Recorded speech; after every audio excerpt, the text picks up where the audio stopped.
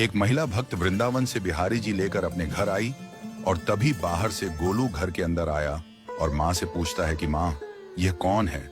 तो मैया ने बोला, ये भगवान हैं और ये ही हमारे मालिक हैं। अब तो घर में जब भी कोई नई चीज बनती तो सबसे पहले बिहारी जी को भोग लगता। पहले यह सब चीजें गोलू को सबसे पहले मिलती थीं। इससे गोलू बहुत चिढ़ने लगा और मन ही मन ठाकुर जी को कोसने लगा। एक दिन गोलू की माँ काम पर जाते समय बोली, गोलू, यमुना जी से मटके में जल भर कर लाना। जब गोलू पानी भरने के लिए जाने लगा तो जाते जाते बिहारी जी को कहने लगा, खाने के लिए तो सबसे पहले तैयार रहते हो, लेकिन काम तो मुझे ही करना पड़ता है। अगर यहाँ रहना है तो काम करो। कहकर गोलू यमुना जी से जल भरने के लिए चल पड़ा। गोलू जब यमुना जी में जल भरने लगा तो उसने देखा कि यमुना जी के अंदर बिहारी जी विराजमान हैं और कह रहे हैं, ला गोलू, घड़ा हम भर देते हैं। गोलू उनको देखकर हैरान हो गया और बोला, नहीं नहीं, मैं अपने आप भर लूंगा। लेकिन ठाकुर जी ने उसके हाथ से घड़ा ले लिया और भरकर घर ले आए। गोलू घर आकर डर रहा था कि अगर माँ को पता लगा कि मैंने ठाकुर जी से काम करवाया है तो आज मेरी पक्की पिटाई होगी।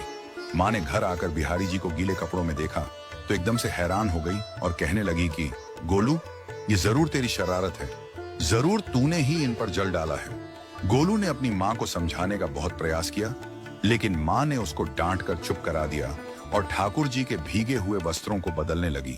अगले दिन जब माँ ने गोलू को अनाज पिसवाने का काम दिया तो बिहारी जी फिर अनाज का कनस्तर ले आए और माँ को ठाकुर जी के वस्त्रों के ऊपर सूखा आटा पड़ा मिला।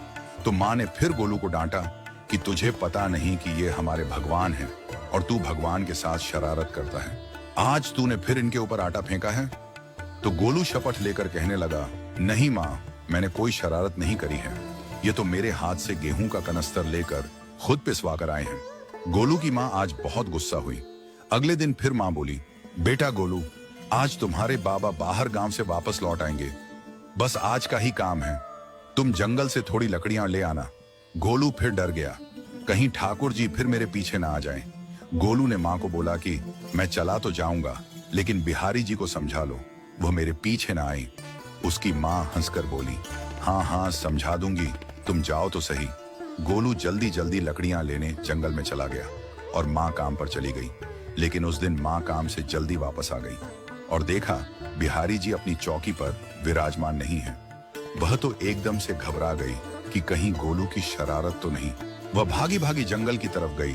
तभी उसने देखा कि गोलू के साथ एक इंसान लकड़ियों को लेकर घर आ रहा है। गोलू की माँ यह देखकर हैरान हो गई कि यह तो बिहारी जी हैं। ये क्या हमारे भगवान हमारा काम कर रहे हैं? इसका अर्थ गोलू ठीक कह रहा था। वह जल्दी जल्दी भागकर ठाकुर जी के पास गई और लकड़ियां उनके हाथ से लेते हुए उनके चरणों में गिरकर रोती हुई बोली, हे बिहारी जी, ये आप क्या कर रहे हो? मुंह गरीब का काम क्यों कर रहे हो? ठाकुर जी मुस्कुराते हुए बोले, हमें तो तेरे बेटे पर बहुत प्यार आता है। सब लोग हमें भगवान समझते हैं, लेकिन एक तेरा बेटा ही था जो हमको अपना मानता था। अपना मानकर वो हमें डांट भी देता था, हमारे साथ गुस्सा भी करता था, और जो हमें एक बार अपना मान लेता है तो हम उसके मान के लिए उसके ही हो जाते हैं।